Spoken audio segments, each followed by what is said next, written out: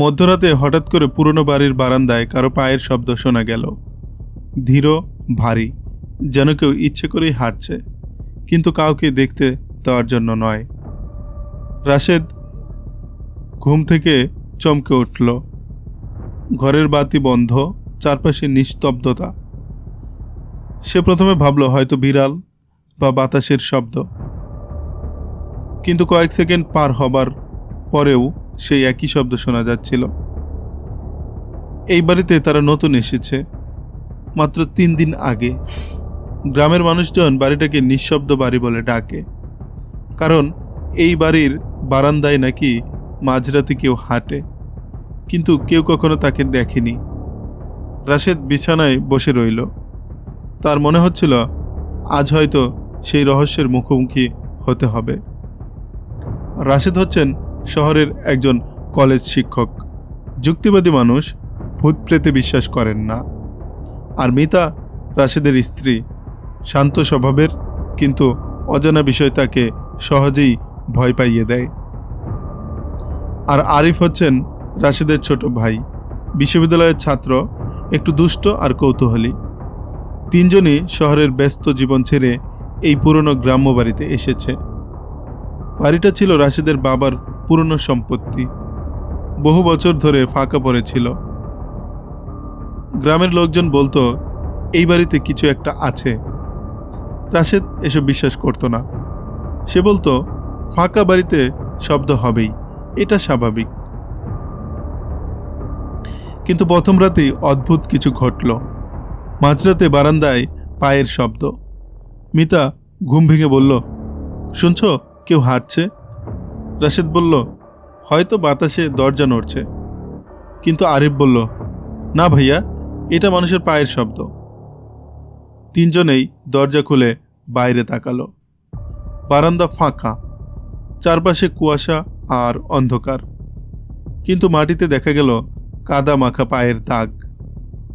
অদ্ভুত ব্যাপার হলো, পায়ের দাগগুলো বারান্দার মাঝখানে এসে হঠাৎ শেষ হয়ে গেছে, যেন কেউ হাওয়ায় মিলিয়ে গেছে।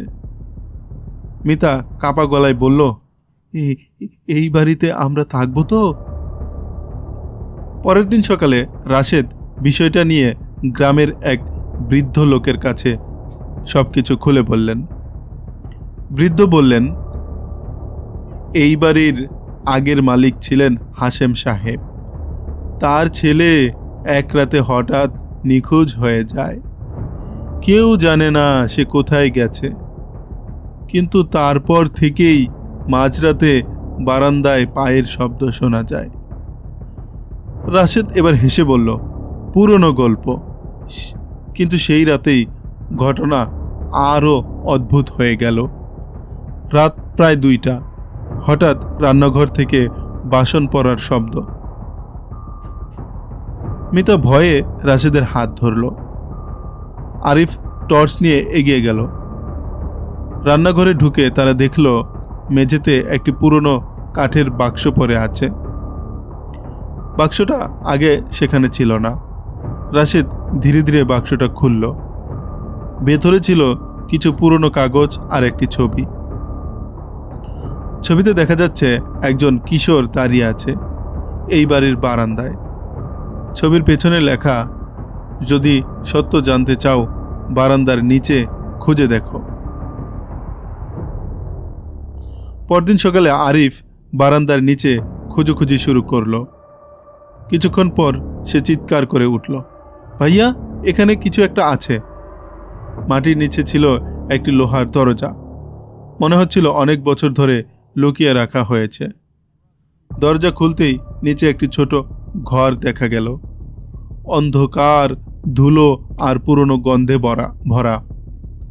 ঘরের ভেতরে ছিল একটি টেবিল। টেবিলের উপরে একটি ডায়েরি। ডায়েরির প্রথম পাতায় লেখা, আমি রিয়াদ। যদি কেউ এই ডায়েরি পড়ে তবে জানবে আমাকে কেউ খুঁজে পায়নি, কারণ আমি লুকিয়েছিলাম। আরিফ অবাক হয়ে বলল, তাহলে যে ছেলে নিখোঁজ হয়েছিল সে এখানেই ছিল? ডায়েরিতে লেখা ছিল, রিয়াদ তার বাবাকে ভয় পেত, কারণ তার বাবা একটি গোপন কাজ করতেন। রাতে অচেনা লোকজন বাড়িতে আসতো। রিয়াদ একদিন সেই রহস্য জানতে গিয়ে ধরা পড়ে। তারপর তাকে এই গোপন ঘরে আটকে রাখা হয়। ডায়েরির শেষ পাতায় লেখা, আজ রাতে আমি পালানোর চেষ্টা করব। ডায়েরি পড়ে তিনজনই স্তব্ধ। ঠিক তখনই উপরের বারান্দায় আবার পায়ের শব্দ। আরিফ ফিস ফিস করে বলল, এই আমরা তো সবাই এখানে, তাহলে উপরে কে? তারা ধীরে ধীরে সিঁড়ি বেয়ে উপরে উঠল। বারান্দায় এসে দেখল একজন বৃদ্ধ দাঁড়িয়ে আছে, চোখে অদ্ভুত দৃষ্টি। রাশেদ জিজ্ঞেস করল, আপনি কে? বৃদ্ধ ধীরে ধীরে বলল, আমি রিয়াদ। তিনজনই অবাক। বৃদ্ধ বললেন, আমি পালাতে পেরেছিলাম, কিন্তু কেউ বিশ্বাস করেনি। তিনি প্রতি বছরই এই বাড়িতে ফিরে আসেন, কারণ এই বাড়ির রহস্য কেউ জানত না আজ পর্যন্ত। রিয়াদ হঠাৎ হাসলেন, তারপর বললেন, কিন্তু একটা সত্য এখনো তোমরা জানো না। তিনি পকেট থেকে একটি পুরনো চিঠি বের করলেন। চিঠিতে লেখা, রাশেদের বাবা এবং রিয়াদের বাবা একসাথে অবৈধ ব্যবসা করতেন। এই বাড়ির নিচের ঘর ছিল তাদের গোপন ঘাঁটি। রাশেদ হতবাক, মানে তার নিজের বাবাও এই রহস্যের অংশ ছিলেন? সে এতদিন যা বিশ্বাস করত সব ভুল ছিল। সুপ্রিয় সুধী, এই গল্প থেকে আমরা কি শিখলাম?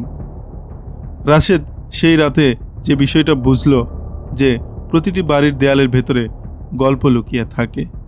কিছু গল্প মানুষ বানায়, আর কিছু গল্প সত্যি হয়। কিন্তু সত্য যত পুরনোই হোক, একদিন না একদিন সেটা প্রকাশ পায়।